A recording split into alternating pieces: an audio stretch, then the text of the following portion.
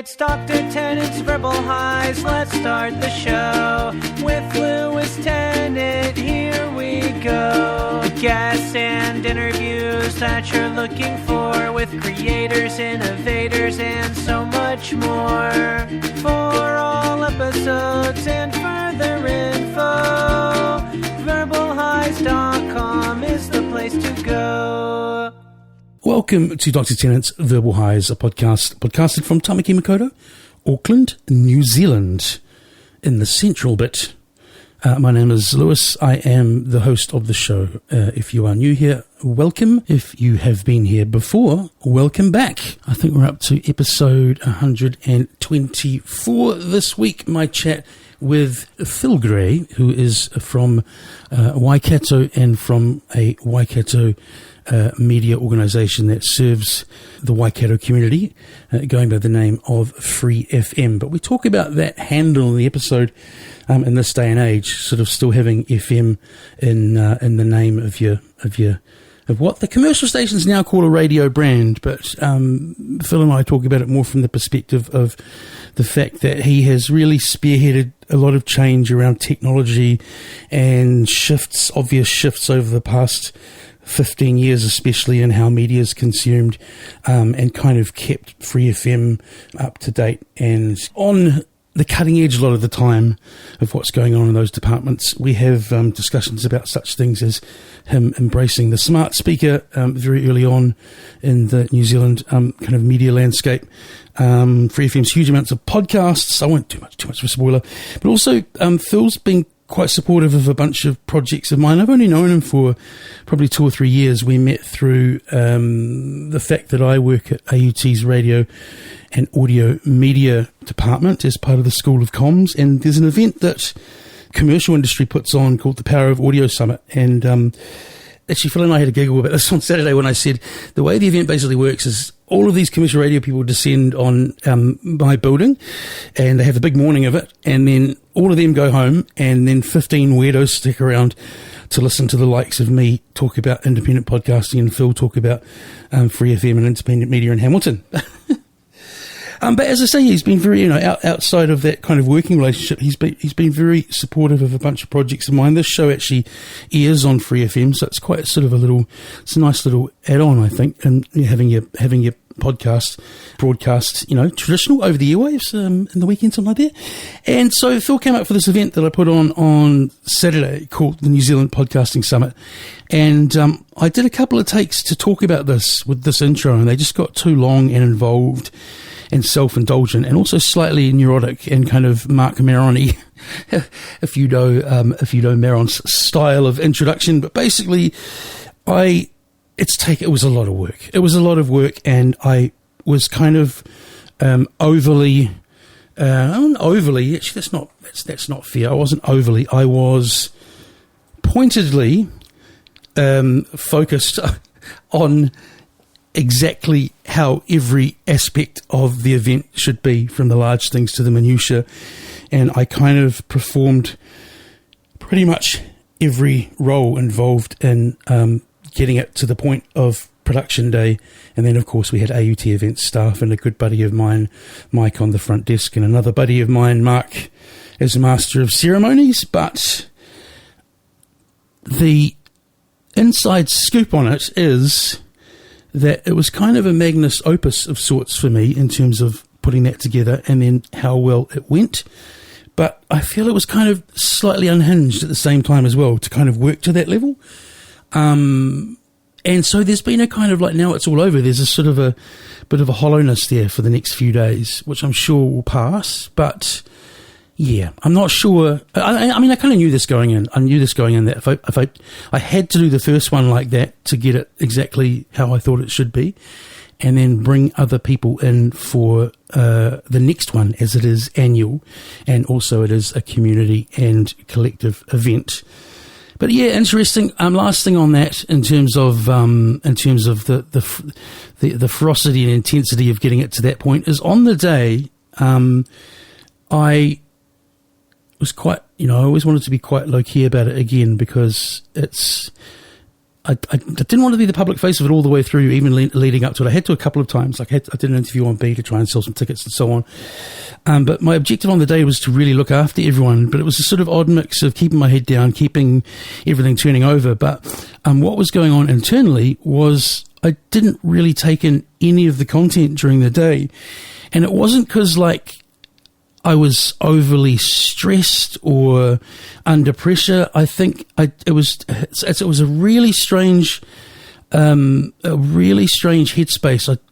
Can't really think of many other times that I've been in or ever, as I say, and that it wasn't a bad headspace. It wasn't a unhealthy headspace.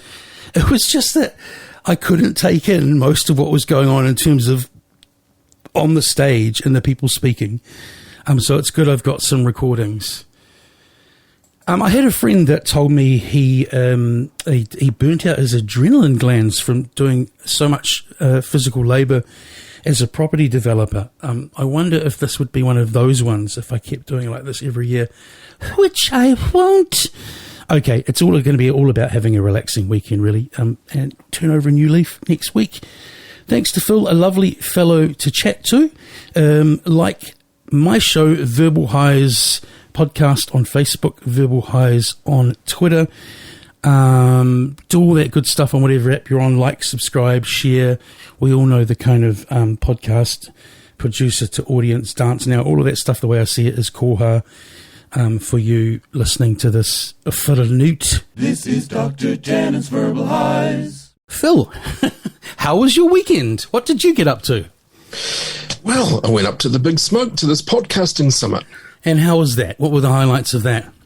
For me, well, really good sessions, but for me, between the sessions was the stuff that was a highlight. Yeah. Because we've never really gotten a room. I mean, I do, as part of what I do for my job, once a year kind of get together with other radio people, but getting together with a bunch of other podcasters that you've never met before and just making those connections was good stuff. Yeah, that's right. And the interesting thing was, it's a real start, I reckon. Like there were about 75, 80 people there.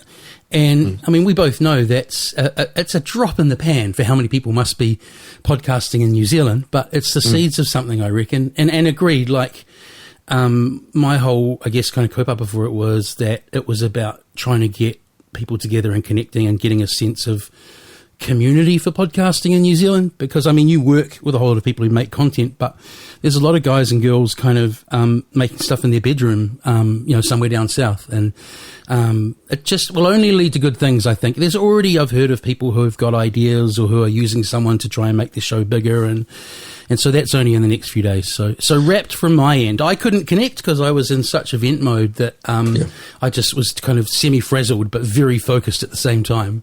But we got there. The cool thing was that this first year, almost everybody that was there were grassroots people. Yeah. They were grassroots. Whether we can maintain it that way in future summits or not, maybe you don't want to. But everyone that was there pretty much was, like you said, somebody from their bedroom, someone that had an idea, someone that's doing it, and on the trajectory upwards. Yeah, and well, I guess anyone who goes, you didn't make me think about that till now. You say upwards. I guess whatever stage anyone's at, if they go to an event like that, by their nature, they're trying to grow something in some way, right? Like, that's right. You probably wouldn't go if you were Rogan, but and nor would you go if you've kind of stuck 3 episodes up and had 10 listens and gone, I'm over this now. You wouldn't commit to a summer. No, that's right. And what do you mean by grassroots and maybe not wanting to change it in that regard? Think indie. Yeah, agreed. People that are doing it, they're not affiliated with a large, shall we say, with a large media organisation. No, and this is it. And by the way, having said that, we both know Richard's presentation was fantastic at the end. But I purposely set it up like that so that if it's definitely got an indie podcaster spirit and approach and focus with it. But I learnt from my student radio days where you have that mentality of like, it's us or die. You don't at the same time want to have people feeling like they're cut out of it. So we did actually end up with a range of like educators and big media companies. A guy from NZME quietly sat up in the corner day. Observing. I think we come at it from the same angle. We've both got some background in student radio, understand from that era the kind of the indie kids up against the the big guys, right? Yeah, but you get older and wiser, and you learn not to tell them to F off, you know? You say you can come along if you want. Absolutely, yeah, definitely come along. But you know, it would be great if that kind of indie spirit could be maintained there. And I think with your plans for following years of having kind of breakaway sessions and things, then there can be something for more different people from different sides of this. And lastly, I said I couldn't connect a lot, but the few genuine connections I made through the weekend were like hanging out with you guys post the event, because we talked about how the bits in between are what it's about. Getting to know Gary, being asked by one of your guys to be on a podcast, which I replied to today. And how many Free FM people went back in the van before we had brekkie and stuff on Sunday? There would have been, there were 6 apart from me and Gary. They didn't all go back in the van, but 3 people in the van, I think, 3 or 4. 6 people. I was meaning how many people went back. 6. Yeah. So that's we'll get to the long history of the jokes about Hamilton that happened in that room again that day. But I think the reason they happened was because thanks to you, there were so many people representing from the Waikato. Yeah. You're not from the Waikato, right? You came up. You ended up there. You're born and bred Gisborne. That's right. Yeah. Yeah. Born in a small, first home in a small settlement called Ormond, which most people would go through on their way to Gisborne. Moved to another nearby small settlement called Wairenga Ihika when I was 5, onto the family property that my parents still live and work on, and lived there until I left home at the ripe old age of 17 to come to the Waikato. And what did you come to the Waikato for? To leave home. But you must have had plans. Was it to go to uni or?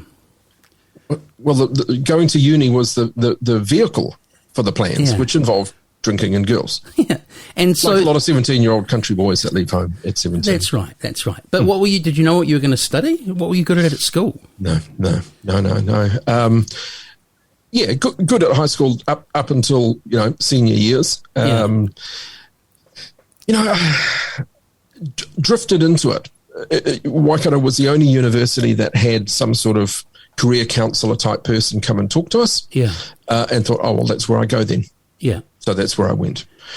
Well, I was thinking it's sort of like, I mean, you wouldn't have framed it like this at the time, but arguably going to somewhere like the Waikato after growing up rural is going to have enough of that city flavour but enough of home that it's not like going to Auckland. That might have been a bit more of a culture shock or a difference or a change. Yeah, it could have. The thing is with coming to Waikato was we were able to, I was able to get back home in school holidays and things because there was always a job there for me in the school holidays and to earn a few pingers to carry on with your social life. And the job was, if it was an orchard, picking things. Yeah, a lot of market gardening at that stage, a lot of long, hot summers, on the end of a push hoe, that kind of thing. And lots of picking. Picking what? Back in those days, a lot of rockmelons, a lot of citrus, a lot of kumara, avocados, a lot of different things. Was there the culture even back then? Even back then, I made it sound like this was in the 1920s, but was it a thing that backpackers did and made good money doing? Is that a long history, or was it just all local workers back? Not in Gisborne, I don't think. Yeah. I don't remember backpackers being a thing there. Hey, we'll touch on the avocado thing quickly because I just found this so interesting that, like, the avocado kind of only really rose to popularity. The avocado has become a thing that is even known in New Zealand, I feel, in my lifetime. But you have a relative who planted the first avocado in New Zealand, right? Yeah, my great-grandfather, Charles Gray, brought in the first avocado stones into New Zealand back in the 1920s. He had a variety that he had named that was producing by mid-30s. Yeah. That family orchard was eventually taken over by my late grandfather, Len Gray, who is remembered as establishing the industry here, and was awarded an MBE for services to horticulture for that. So he and my grandmother Dot did a huge amount of work, and I have all these memories as a child of TV crews and tour buses and things arriving at their property.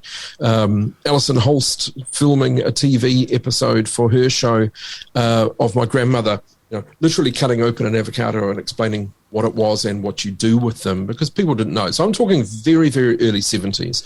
And so in line with all those photos of food that look really terrible now, that's really 70s, all that really crazily coloured stuff, and bananas with meat. There were lots of kind of avocado mashed up with lemon juice and gelatin into everything had gelatin. Everything had gelatin. That was a thing. Yeah.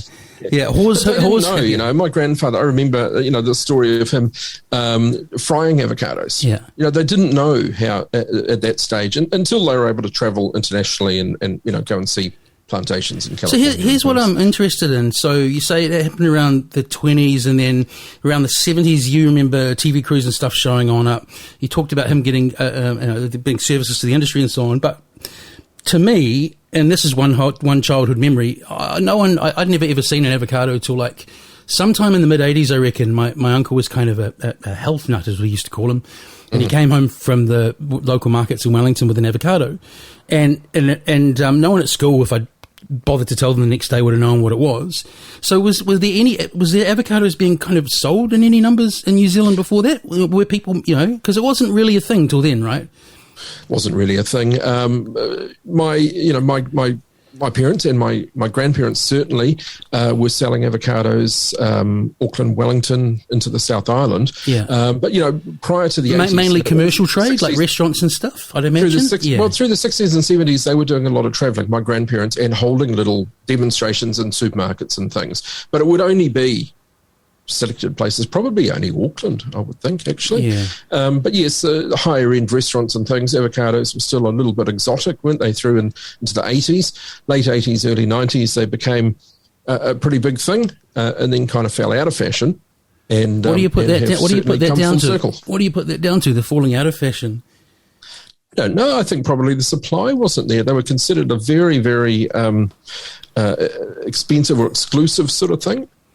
They weren't mainstreamed at that point. So part of popularity now, as well as the obvious fact that they make up a large part of people with the kind of diets that a lot of people have these days, is it just the pure scale of what's being produced now makes them a more accessible item? Because they get really cheap now, right? Yeah, and there's massive plantations in the north part of the North Island that are just starting to come on stream now, and huge plantings in Australia. They're doing massive dumping of fruit right now. I read about that. Because it's crazy. Not worth processing. Purely a financial decision. Like all of these people who need food on their tables, and it's like we can't crowd the market with this product, so we better just destroy them all. Imagine how big guacamole you could make in that pile of. So, lastly, on the avocado thing, because I got to say, like, listeners won't know what I'm talking about till I reveal, but were you sort of like quite, I guess, honoured or proud that your family business was on Country Calendar? Because that's kind of an iconic New Zealand show, right? I really enjoyed watching that. To be honest, I didn't realise just how iconic. I think it's the most viewed show in New Zealand. It's so well made. It's great, and it's a real little holding on to our past, Yeah, absolutely. And things just went ballistic for us as a family there. So the program was about new greenskin sort of ultra premium varieties that my dad has developed. And they've been kind of the fruit equivalent of trademarked. And we're working on licensing the intellectual property, so making it a much bigger thing. Yeah. And I remember I had set up some social media and I had a website built and everything prior to that show going live. The night it went live, I stayed up till about midnight just refreshing my feeds, refreshing my email, and there'd be another 2 messages. A minute later, there'd be another 5 messages. Another minute later, another 2. Another minute later, another 10. Just people wanting to know, where can I get them? Where can I get them? Where can I get them? So it was amazing, and we were enormously proud because it's kind of 50 years on that property, my parents growing avocados of all sorts of varieties, but developing these new ultra premium ones. And also, like, the kind of nerdy media scholar in me, after you say all of that, goes, well, there you go. They say, traditional legacy or mainstream media has no power anymore, but you were on an iconic Channel 1 television show, and everything suddenly changed, Yeah. So there you go. What did you end up doing at Waikato Uni? Did you do the classic BA or? Social science. I started off doing a bunch of management papers and just dropping out terribly. Just did not complete. Yeah. Changed. It ended up being a sociology major. Was there a job in mind? I mean, when you're young and stuff, you might have just been like, I'll just kind of see where the wind takes me. I didn't have sights, and I'd like to say, in hindsight, yes, I decided to go where the wind took me. Yeah. I didn't have that. Nowadays kids are so lucky. There's lots of people out there that will advise them and sort of mentor them and steer them. And I was lacking somebody. Oh, that's interesting. Say, you've got your degree. Come and do this now. Come and do this next little step. Come and try this. No, you're so right. The same thing was with me a little bit later in the 90s. I never thought about that same thing. Yeah. You just kind of popped out the other end, didn't you? That's right. With really, a theoretical degree, not trained to actually do anything. Yeah. No hard skills apart from your research. For me, I think going and getting that sort of degree, if I was, say, a potential employer, it shows some stickability. Because man, it's so many points through doing a degree you could go. Oh, no, totally. I don't want to do any more and drop out. And it builds really valuable core skills like the ability to put pen to paper and so on. It's funny you saying that. Those days. Yeah, pen to bloody paper. Yeah, that's right. I was actually the last year, I think it was second year, 90, let's say, because I did uni 94 to 96. One of those years, I think it was the middle year, was the last year at Vic. You were allowed to hand in a handwritten assignment. So I had to go and find a friend with a computer, but it just goes to show, there you go. But the flip side of that, that's great to hear, because I sometimes worry the other way. I feel like students these days are far too vocationally driven and focused and pushed. That's how they kind of approach a degree in the main. So I guess it's that sort of like, there's always the plus and negative of the way things are approached. So where did you end up? Where did the wind take you? Oh, there was no wind. That's right. Well, it didn't take me anywhere for a couple of years. Yeah. There was hanging out to do. Were you on the rock and roll? I was hanging out with mates and going to gigs and not achieving anything. Got bored with that pretty quickly. Went on a work scheme when it became a labourer. Got stuck in. Extra $5 a day on top of your dole or whatever. Yeah. And just got out there and did it, and that sort of grew into a longer contract, working in demolition, which was kind of something totally radically different. Keeps you really fit and healthy, that sort of work. And also, I'd imagine you get home, manage to get some food in you, and then sleep like a rock until the next day, right? Exactly. So that was a really important step, because it gets you, into some work ready patterns. Yeah. And it really did. And then picked up some work from there and started on the very bottom level of what my initial career came to be.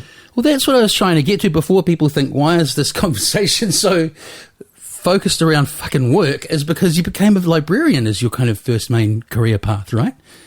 Eventually. I wanted to know how you got there. Are we not quite there yet? What was the other thing that happened after the library? It was completely accidental. The first job I got was actually kind of a part-time security job. So, libraries, someone at the end of the day has got to check all the doors and windows and turn the lights off and deal with stuff like that. There was more to it than that. So that was the first kind of few years. And then a mentor, the then city librarian, tapped me on the shoulder and said, well, you've got a degree. Why don't you go and do your postgrad? And, that's so cool. So that would have just come from conversations at work and her realising your background, because you would have just chatted with each other, right, about where you'd come from. Yes. Yeah. So I did that, did 2 years of postgrad through Victoria, professional qualification, worked very briefly as a librarian as such, and then there was a series of restructurings and mergers here. The libraries here were merged with the museum and things. So sort of went through a process of picking up different sort of project management roles and things, and ended my career as one of the sort of middle management in a career that I kind of Of what? Library of what? Wellington. Waikato, Libraries Waikato or something like that. What was Hamilton City Libraries. Hamilton City Libraries. Yeah, so 6 libraries. Yeah. How was, just quickly going back a bit, how was 2 years in Wellington? That was done from here, so that was done remotely. Okay. But, So I there saw was some Vic time was spent there, but Yeah. So what, because we chatted over the weekend and you said you kind of ended up burning out in one of your early careers. Is this the librarian gig? This was the. How does one burn out as a librarian? The perils of the Dewey Decimal System, or? Well, I was much more involved in the technology side of it and the sort of backroom stuff. Look, I don't know. Maybe I wasn't made out for working in local government. Yeah. It became. I found it became at the time very bureaucratic. I didn't have a passion for what I was doing. I was under a lot of pressure in a role that seemed to, with every restructuring that happened, while I every single time picked up a great new opportunity.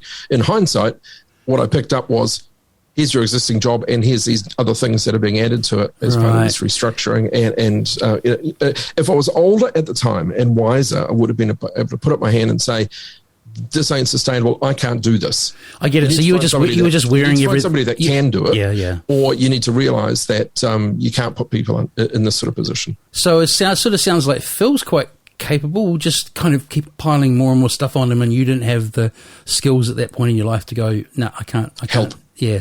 And I literally did burn out. I remember the day. Bizarre. I remember the day. I had so much in my head that I was the only person that knew the staff, the technical stuff. Yeah. One day I remember sitting at my desk and I knew nothing. It just had gone. I sat there. And it's kind of a breakdown, right? In hindsight, that's kind of how I describe it. But I didn't, have a complete meltdown and exhibit terrible behaviours or anything like that. I just carried on at work and slowly. Oh no, plenty managed, I mean, that's a personality thing. I think plenty of breakdowns would be internal. It wouldn't be uncommon. I don't mean you went and started smashing stuff up. It was like a paralysis. Yeah. But you kept going for a little longer. Well, looking for other jobs. Because also, I remember looking out my window. Just bought my first home with my wife. She was pregnant with our child. And I was in this career, and it wasn't the time to be quitting. Yeah. So that sounds like life for a lot of people over many decades if they don't get out, right? Absolutely. And also, again, not to make it sound like it was 10,000 years ago, but there was not really, you wouldn't really, I mean, I feel like even 10, 15 years ago, you don't really discuss mental health like you do now, right? So you just suck that one up, buttercup, and be quiet, and there's no services available. This was sort of 2001, 2002. Yeah. And things are different now. They are different now, totally. So what's the next step then, Phil, after libraries? What do you find? Well, I had to get out. So a job popped up. And interestingly, a guy that I employed in that job also was a volunteer here, what is now Free FM. Yeah. At the time, it was called AM 1206. Yeah. With the lovely tagline, caring and sharing. And it was a community radio station. Right? Yeah. And they were looking for a sort of a newly created role or changed role from what had come before of general manager. And I thought, well, I've got the benefit. One thing I did get through that time in local government was that process-driven and policy-driven head. How to create and stick to job descriptions, employment contracts, all that kind of nuts and bolts stuff that middle management should know. So I had that, but I also had that little bit of a background in student radio from back in university days. Yeah. So I thought, you did a show on Contact, I take it? Yeah, Contact from pretty much my first week at university in 87. Probably finished doing stuff there in 1991. Sorry, so back to Free FM? Or what was then? AM 1206. Yeah, so some changes had happened. They were looking for a new manager. Was lucky to pick up the role. Found myself doing something completely different, stepping into an industry where most people at higher levels are kind of commercial radio people. I certainly wasn't, but I think it brought something to the table and was brought in to affect change. And then I also thought today, because even though they're very different, there's also very lots of really significant similarities between student radio and community radio around New Zealand. But then you've also got this thing, hadn't occurred to me till today, like, by the way, before I talk about this, you said community radio. Free FM, or what it was, has always been part of the whole Access Radio government initiative, right? So by saying community radio and Access Radio, you mean the same thing, right? I will always use Access Radio or Access Media when describing this organisation or for the last few years. But certainly at the time, it was more of a community radio station. It hadn't done the evolution that I believe was needed to be considered a proper access media But in terms of, because I just steered off to the other thing I was going to talk about, but in terms of like that long-term arrangement with government funding and so on, that's what it was in terms of why and how it existed, right? Yes. Yeah. Anyway, so completely off the point I was going to make, like, it's very similar, lots of similarities with student radio and so on, but you've got you guys who've always kind of sort of chugged along at the grassroots in each city or province that you're in, with kind of big, loud, kind of we're student radio going on the other side. I think part of that is that wherever you go, people understand what commercial radio is. Yeah. People understand what a state broadcaster is or might be. Yep. And people understand what university radio is or college radio. Or campus radio, student radio here in New Zealand, college radio in the States, massive influential thing in the 80s and 90s. And people understand that, and in Australia, people understand what community radio is because it's a big network of community stations. Much in more New Zealand, much more people prominent. do not understand or have not understood what access radio is. Yeah. The sector, as you say, was kind of quietly achieving things, but not achieving name recognition, conceptual recognition. You couldn't say to somebody, "Oh, yeah, I'm involved in a local access media organisation." Yeah. They'd stare blankly at you. That's starting to change now. We're doing some things certainly in the last 2 or 3 years to address that. But these stations were, and to be honest, a couple probably still are, largely seen as a bunch of hobbyists who just like to make some radio for themselves. But also, that's the purpose of them. This is where you totally correct me if I'm wrong, but if I had to describe access radio and what it's meant to do, not having done any reading about it today before this, my understanding would be that it is to serve particular segments of community who don't have a voice or a presence on other forms of media in New Zealand. So the obvious example would be ethnic groups in New Zealand. So you might have like a Malay show on whatever day, and you guys try and have a balance of programming that reflects all of those different communities and cultures within the wider Waikato community or the broader population. Is it along the right? Niche. Yeah. So that's very different to sort of like people who just want to do hobbyist radio, even though there will be those as well. Yeah, so those niche communities are our top priority. So you're right, the ethnic communities, the non-English language content. There's a list of them that we are expected to deliver, and it includes women and youth and children and health and disability sector and religious and ethical beliefs and things. So there's a whole kind of set of criteria that we do. And you're right, stations have other content. Free FM, for example, now has a rich variety of specialist music shows. But back in the days when I started, it was more of this station had evolved out of a community station. So not an access station, a bunch of hobbyists that had got together and created a community station. And this happened in a number of places across the country. They then became aware that there was some funding available from government if you became an access station, which meant surrendering your assets into this is what I was getting at, right? A whole lot of things, becoming, adopting the ethos, and then you start bringing in some of those priority groups. And what I discovered at this station was there were a whole bunch of very, very passionate people making the content and being what the station was. No doubting that.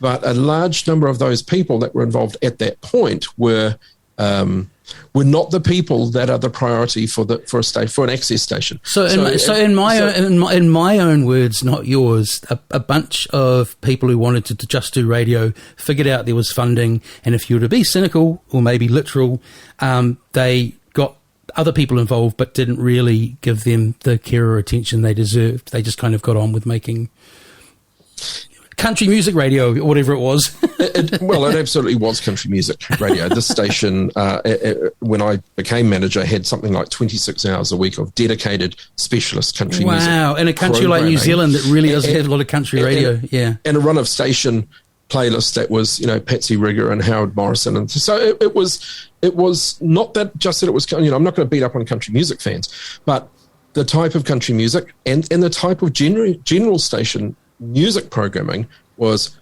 incredibly safe, middle of the road music programming.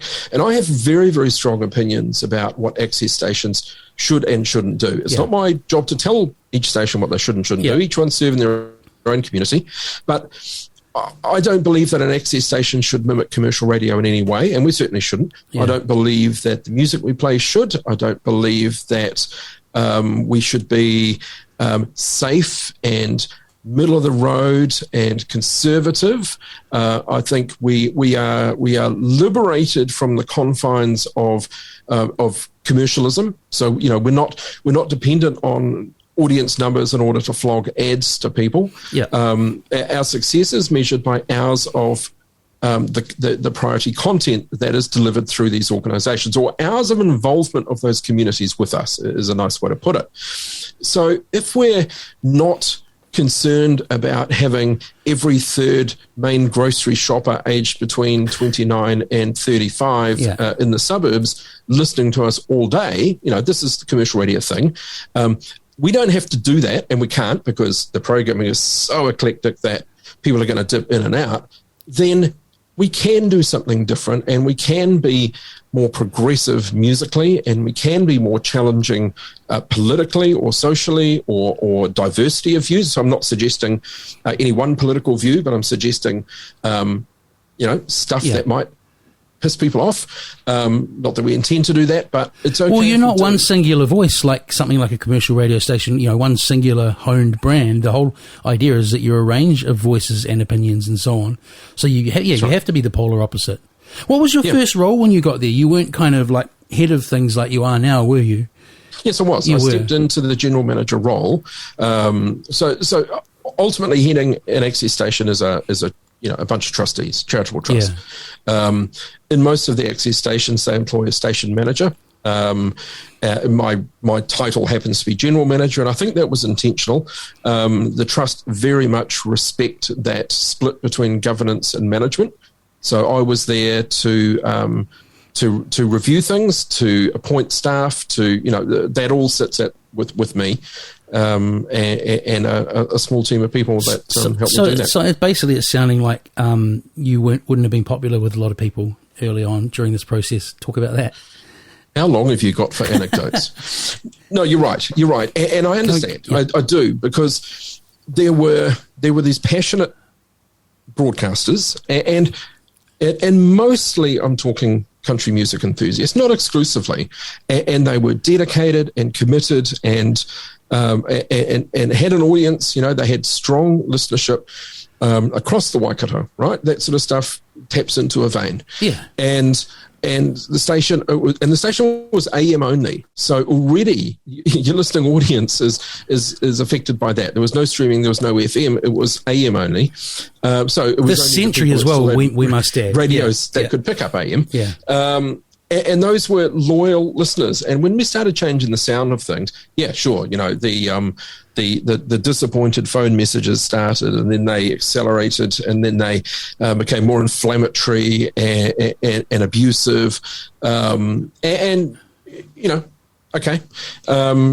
could answer every single one of those, but then some of the broadcasters some started to have very similar attitudes, and some very, very ugly opinions were expressed to my face sometimes, or more often than not behind my back. That's fine. How are you with that sort of thing? Are you very resilient? Are you sensitive? Did it affect you? No, it pissed me off. When you have somebody, come into your office and have a rant and point at you, and I don't even want to repeat really the racial slur, but when they're basically saying you've let the effing oh my god, something take over the station. by fulfilling the your by obligations, fulfilling our charter, by fulfilling our funding, and New Zealand On Air, our principal funder, were going, oh, this is great. Hey, so 6 months into my tenure, we had 10 new weekly non-English language radio shows. That's a lot less country music, Phil. I was going to say, for listeners who don't know, country, especially mainly in the States, actually, of course, for obvious reasons, like country music radio is a huge format, a huge amount of listenership, and it's pretty much non-existent in New Zealand, or non-existent. So I wonder why somewhere like the Waikato, where there'd been that much demand for that music, someone savvy didn't start up a commercial country music station there. It sounds like it would have totally worked. Well, there are streaming country music stations that local country music enthusiasts do create content for. Yeah. So there's other ways of delivering that stuff. But yeah, opportunity could have been there. And commercial country music is massive. Yeah, you're right in the States. Because I was just thinking, like, with the way commercial radio works, like you're saying, you look for the main household spender, but you also look for the where the money is. Hello, farmers, country music. I mean, get me a tractor ad stat. Anyway, the great irony is, I've come to really appreciate, I wouldn't say country music, but Americana music. Oh, yeah, I like Americana. I like some good old country. And I host my own show, right? My own Americana show. That was the great thing, young, for me, being in that very formative age, ending up at student radio with my tastes, is you're always listening to a lot of the people who've been there a lot longer. And this one woman I remember in particular, kind of like, I just made I fucking hate country or whatever. And she said, oh, yeah, man, I do the alternative country show. And she gave me a bunch of stuff to listen to. And I was like, wow, okay, this is different to what I think of as country, Yeah, it's like any genre. Like if you only know kind of the hits, you don't really know the scope of it, right? Of the whole movement and so on. And that's the problem with that American country music industry. Yeah. It's the naffest, over-polished, saccharine. You got this weird thing now where the cheesiest parts of commercial hip hop have married up with the cheesiest parts of country, and you've got this weird. Yeah. I mean, even like racially and culturally, that's really interesting for a place like America. But you've got these kind of country guys doing over raps. Anyway. So you're trying to turn the place around. People are throwing racist slurs at you. New Zealand On Air are very happy. You're weathering it well because you're not a sensitive type. Where do we end up following that? Well, it's been years, Yeah. So the first 2 or 3 years were difficult, but challenging, but exciting. Slowly, the personnel change. And one thing we did do was ensure that every single new person, so these stations have a lot of churn. A lot of people come and do a show for a year, drop off, new people come in. We're constantly chasing new talent. Yeah. Because all these people are volunteers. Yeah. What we did was made damn sure that every single person that came through the door understood what our purpose was. And that wasn't the case. With the legacy broadcasters, when I said, well, the reason we're launching a hip-hop show or the reason we are launching a Mandarin language show is these reasons, it's about diversity. They go, oh, I've never heard of that before. Didn't know about that. We make sure that everybody comes through the door, understands what our purpose is. Even if they're just doing a music show, we say, you're not our top priority. Kindly. Yeah. You're doing a music show. We love what you're doing, but that's not our top priority, but welcome. But it's important you understand what is top priority. And it's important that, for example, a fundamentalist Christian broadcast understands that the very next day there's also an LGBTQI plus show. And why? And if you don't like it, that's fine. We're not going to put your shows back to back. You should put them next. I think you should. Well, sometimes, when you've got Croatians and Serbs and you've got different communities, sometimes you need to show some sensitivity, but they need to understand that they're here. The reason they can be here is the exact same reason you can be here. And it goes both ways. So not to dwell on this one period of time for too long, but the last thing I want to ask there is, how come these guys, if they didn't understand the charter and their obligations to be funded for what they were, had kind of got away with it so long? How come they hadn't been, do you know what I mean? How come they hadn't been pulled up for not fulfilling the reason they were being supported by the taxpayer? I think it was part of the evolutionary journey. Right. It had started as a community station. Okay, that's fair enough. Without that charter, it had been adopted, and there was some content on the station that met that charter. Yeah, that's right. But it was kind of slipped in. People had ownership. You're the host of a 4-hour country music show, and it's always been on a Tuesday from midday to 4 p.m. and you ain't moving for nobody, or it's always been certain day part, and a new guy comes along and says, oh, well, we're not having music shows in that day part now. The music shows are going at nighttime, and you want to do it live, but you don't want to move, you're going to be pissed off. It's like telling a guy that's been on BFM for 10 years that his show's either moving or it's not going to be happening anymore. There was a lot of that, absolutely, because part of, one of the challenges, and you get this, working in media studies, is that in commercial radio, it's about pairs of ears listening, how many pairs of ears, and how long you get them listening for, and they have their acronyms for that. We don't get the pairs of ears listening or length of listening stuff because the playlist is so eclectic. However, if your Monday morning starts with a Christian music show followed by a Mandarin show followed by a punk show followed by a Spanish Bible, you've still got to have smooth programming sensibilities. But and your Tuesday is just as eclectic but totally different stuff. It ain't going to work, and that's what had happened. So we need to start banding things. So ethnic shows are always this day part. Music shows are 10 p.m. onwards only. Breakfast show in the morning, youth content, always same time each day.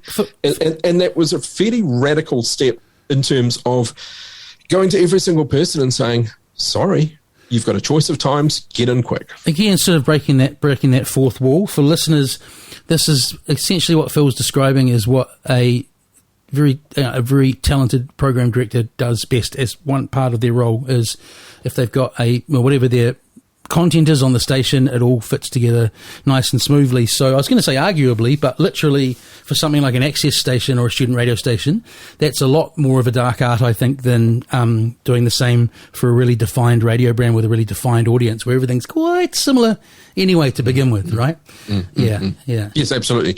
And that's the key. Commercial radio, it's an industry I don't have any direct experience of. It's an industry that produces a product which is highly polished and highly professional, but not to my taste. Yeah. I completely acknowledge and respect that they are the professionals in this area, but their job is quite singular. It's to keep as many pairs of ears listening for as long as they can of a certain type of person to target ads towards those people. And that's not our job. And the material is just so eclectic, but also sometimes so bloody bizarre. Have you heard that thing? Like, God, I hope I don't butcher this because it's such a great description of, like, on commercial radio, the music is the bait, and I'm going to get it wrong, but it's along the lines of, like, the music and talk is actually secondary to the advertising. Yeah, it's a great fisherman sort of framing of it, where the music's the bait, and really all that stuff's in between the fact that it's about the advertising. It's a very cynical view. It's a very cynical view, but it's evolved from that now into the 2-minute long clip on the socials of the radio jocks in the studio having a gag or talking about some sex accident. Is the bait. Sex accident. Or resharing some funny video of somebody slipping over and dropping something, that stuff's become, it's clickbait, right? It's clickbait to get the ears to listen to the station. And that's fine, savvy. But they're also, if there's audiences for something and they are large, then who is someone who's not into that to say, hey, that is bad or shouldn't exist? Oh, absolutely. And that's why I always say these guys know what they're doing, but their job is not the same as my job. Can you remember where we were in the Free FM trajectory? Or shall I hit you with another question? I think we're up to about 2005. Okay. Well, another thing you did, and so we move away from kind of personnel and station sound, is you kind of looked at getting a bunch of technological. Well, you proceeded with a bunch of technological innovation. I remember you kind of briefly talking to me about what you did with smart speakers, but I can't quite remember. Well, smart speakers. I still don't have one. 2017. Me and my PD Mike held a conference here, a community access media conference, and we thought, right, we're going to have a fairly singular focus on technology because exciting stuff is happening. So we brought out a guy called James Cridland, who is the radio futurologist. He's Pod News, isn't he?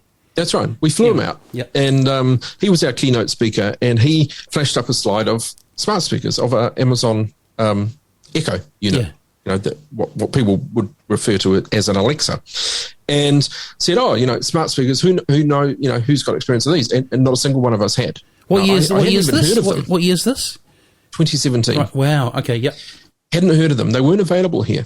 And he explained that, voice-activated technology, this is how people, numbers are rising in Europe and the States in media consumption through these devices, and how they liberate you from all sorts of things. You can now ask, you can ask for whatever radio station in the world you want to listen to. Yeah. Or they can do more than that.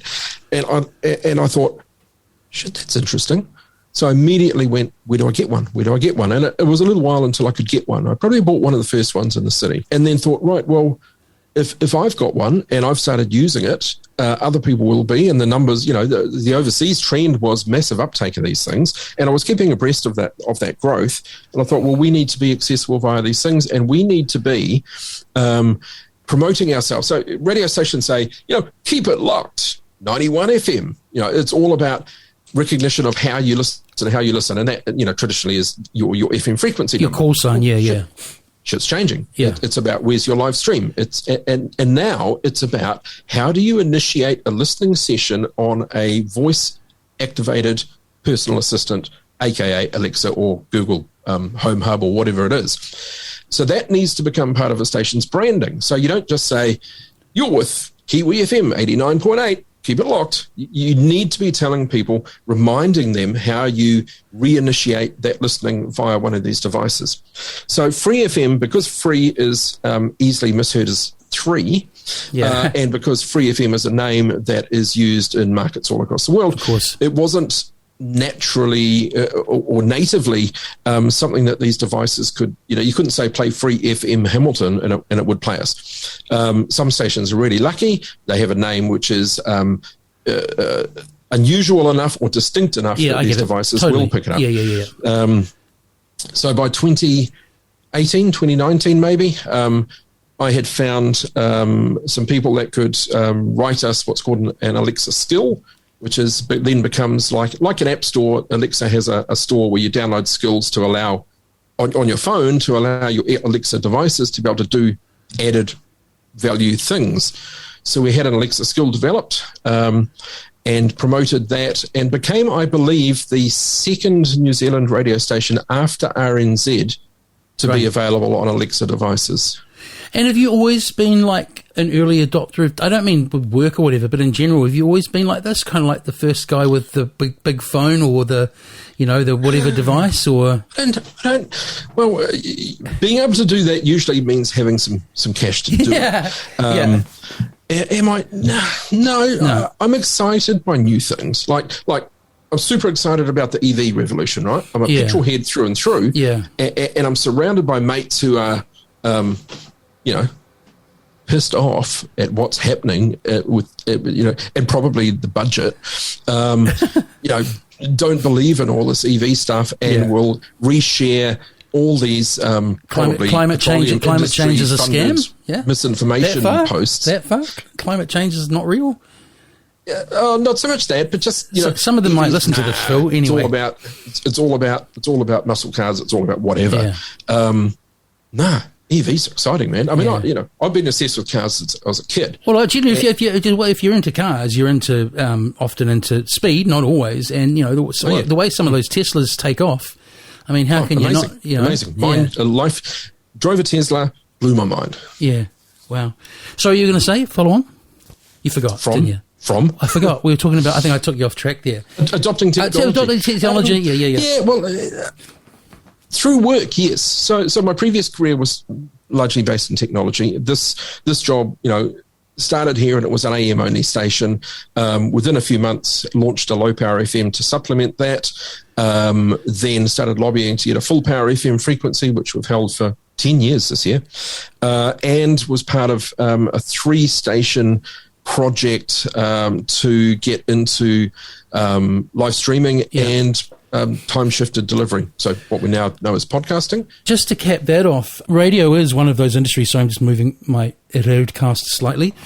So radio is one of those industries where if you don't move at a pace faster than the major record companies did when Napster came along, there will be serious problems. So you kind of have to do that. And I see places and people and things within this sector or industry or whatever you call it, where that sort of stuff isn't happening fast enough, and I'm just kind of waiting for the end result of that.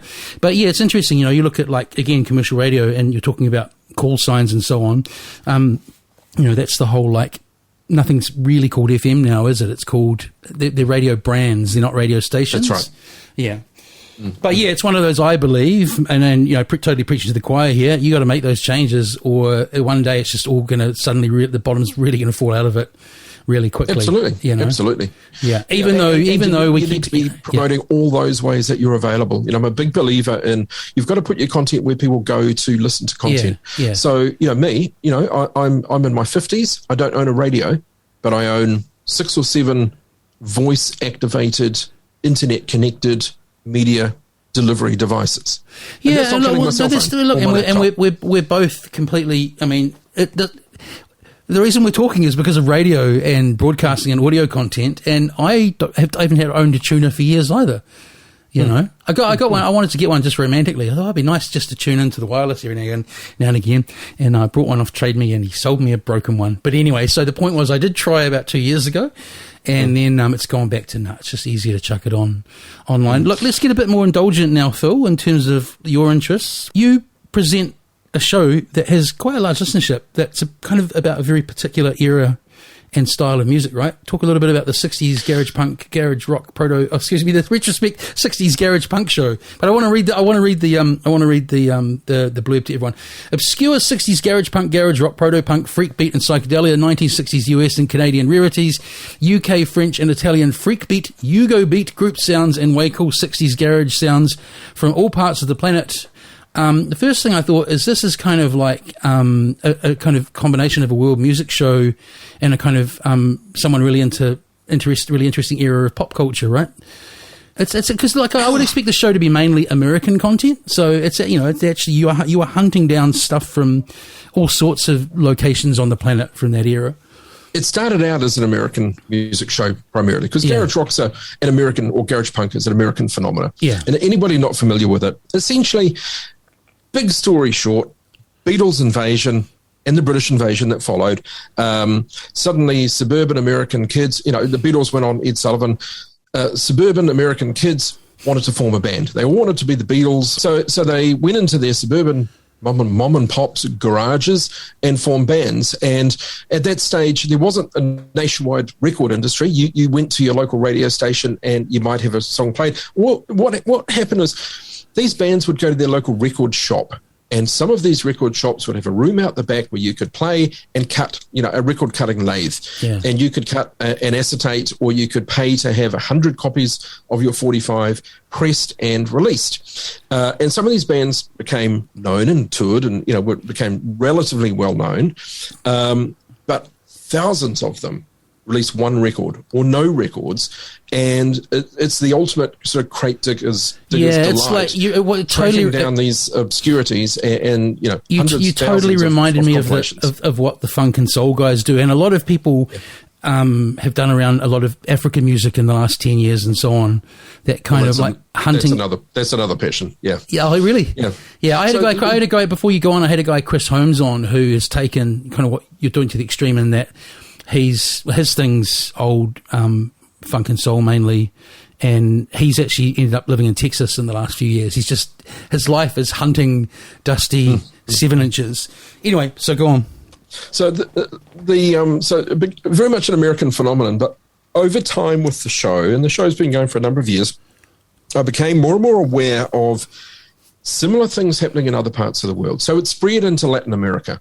Lots of Mexican bands, lots of Argentinian bands, and you start getting like Spanish language covers of the Kinks and the Yardbirds and the Who and the Beatles, but some of the harder edged bands. And then there's a whole kind of Indonesian scene. And then was there a whole lot of places closed off in the world politically and socially, where a few tapes of American music were smuggled in? I'd imagine a few bands came out. But really interestingly, there are places where really fertile scenes happened. Yeah, that were quashed, and Cambodia is a great example.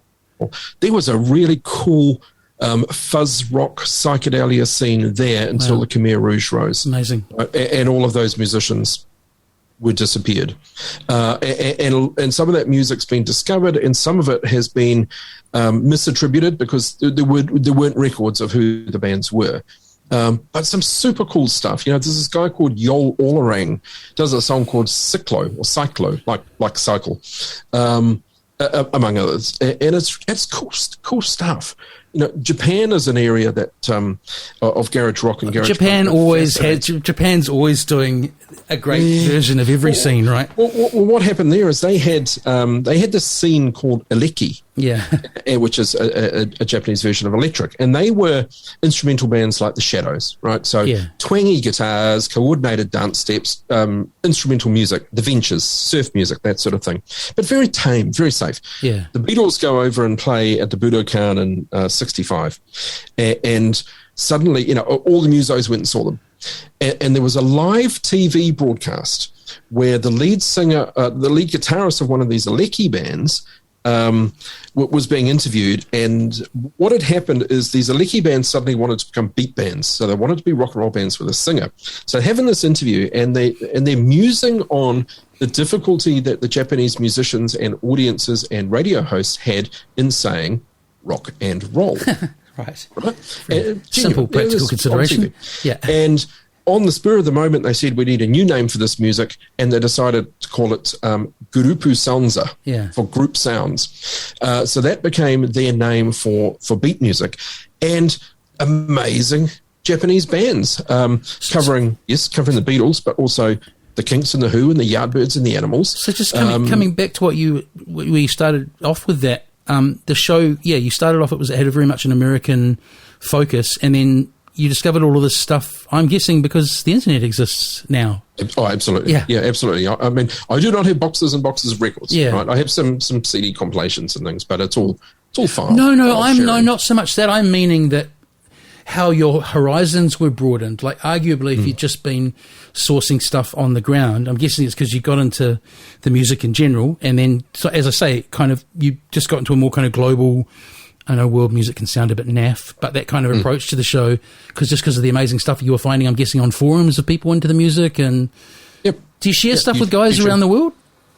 Do you share stuff with guys around the world who are into stuff similar? Like, are you on forums where people... Oh, yeah, absolutely. A pretty big social media following, so I have a lot of people contacting me and saying, here's a band, have you played this one? Have you ever played this? And often with those people, I'll reach out to them and say, that's really cool. Do you want to be part of the show? Do you want to co-host an episode with me? So we're, using the same sort of thing we're using now.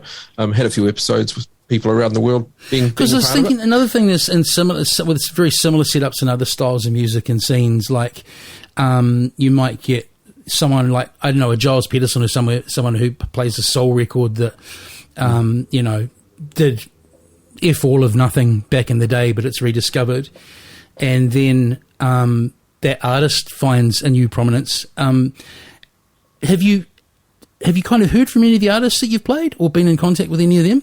Because what I'm saying, I'm kind of putting words into your mouth there. I'm assuming, because you touched on it before, there's some of this music that never really was discovered when it was actually released, right? It's found a new following on the internet, So has there been any interactions with artists and stuff? I suppose a lot of them would be gone by now. I suppose a lot of them would actually be gone by now I think about it, right? Yeah. Well, notably, there's a band in Chicago called the Cave Dwellers, and these guys are still gigging. They call themselves Chicago's original garage band. So I played a song of theirs, and I might have tagged them in a Facebook post or something. They got in touch with me and have appeared on the show a number of times. They've had me beam into gigs in ale houses in Chicago. That's crazy. Announcing them coming on the stage and things, and become friends through socials. There's another band in Peru called Los Belkings, who were, they started off as a kind of an electric twangy guitar band in the very, very early 60s, had a career through, I think, to about sort of 68, 69 originally. Most of the members are still alive, so I've been in touch with them. So you do make these connections. And do you, are the files like... if you get them, like, I'd imagine you kind of wouldn't have to purchase that stuff, right? It's just if someone's uploaded it, because it's such an obscure, like, what am I asking you here? Like, is there a market for this music, or is it... Careful. Yeah, but that's what I'm saying, because it sounds like I didn't want to like make it sound like I'm accusing you of anything which I'm not, because I actually think that just exposing music that would otherwise never be exposed is great. Yep. Is there a dedicated and a network of people who share this stuff, or is it commercially available? It's not all commercially available. Yeah. There are thousands of compilations, but often these compilations come out and there'll be 1,000 copies, 1,000 copies pressed to vinyl, 1,000 CDs, whatever. You're never going to get one. So just luckily, you get the scenario. Well, here's one of many scenarios. It might be someone finds a tape that was off the desk of a recording studio that recorded some stuff in '64, and then it happens. Someone thinks to digitize it, and it ends up on the internet. There'd be those sort of scenarios, right?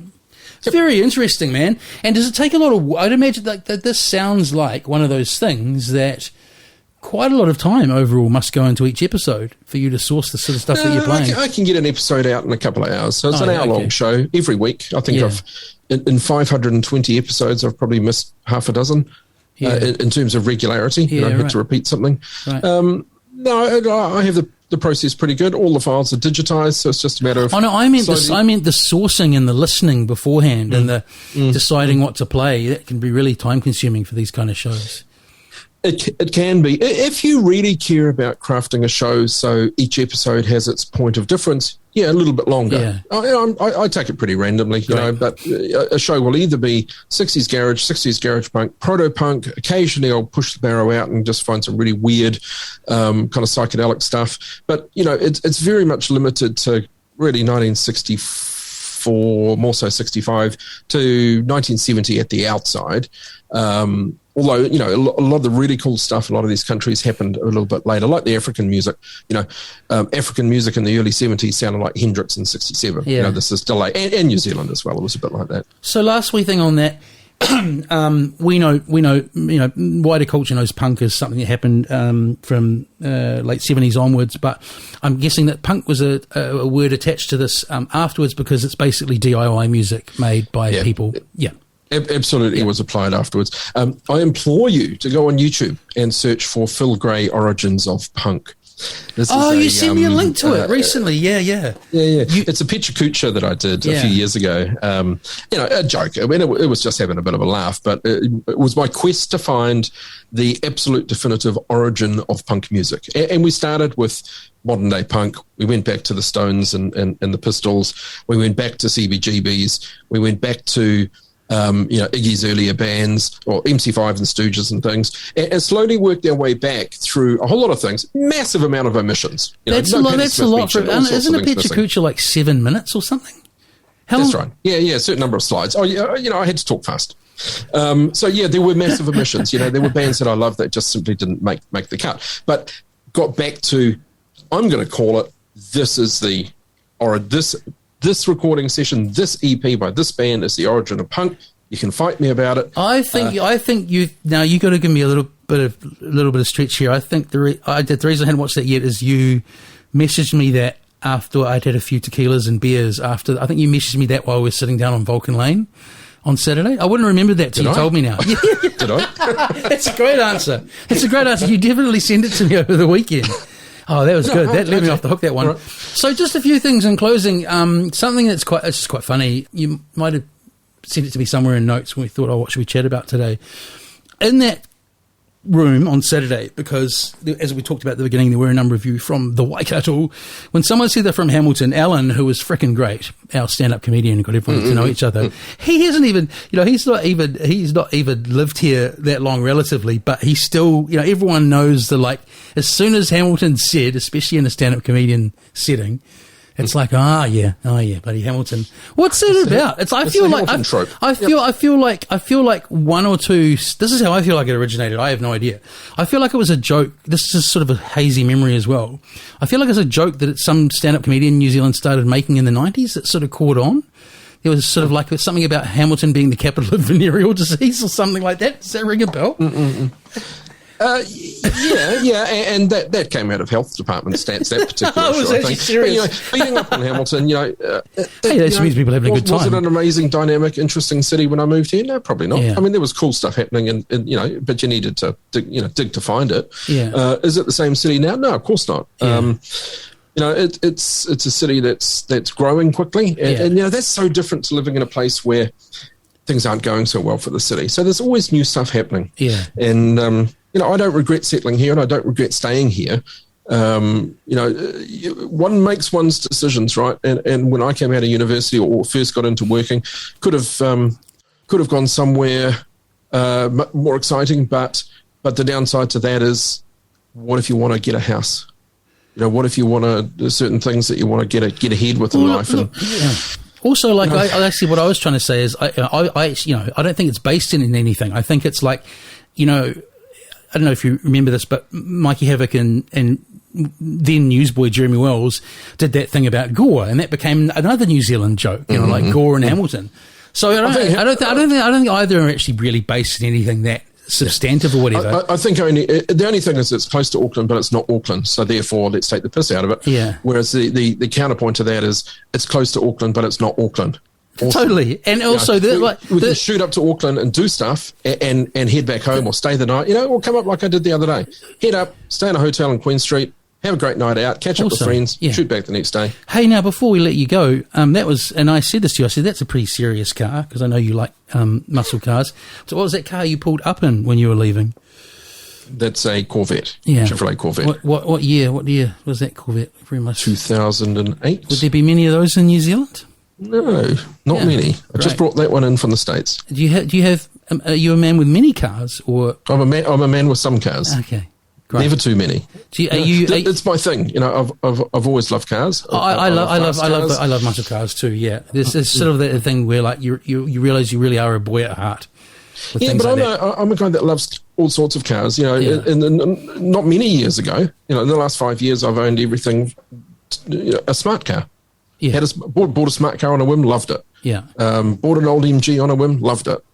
All sorts of things. And it didn't have to be much money involved in these things. Was it left-hand drive? Oh, it was left-hand drive. You pulled up. That's a really silly question. You pulled up next to me and you were near the curb and Gary was on the other side. So, that's right. So, hey, it's been a great chat. Before you go, 19 years at Free FM. A long time. Why have you been there that long? I find myself completely engaged in it. I don't want to go back to the corporate world. I love ever-changing environment here, and the people that I meet, and the people that surround me, and the people that do stuff here. Yeah. And so long as I'm involved in the progressive stuff happening in our sector, then I'm into it. Yeah, great. That's the way I want to keep it.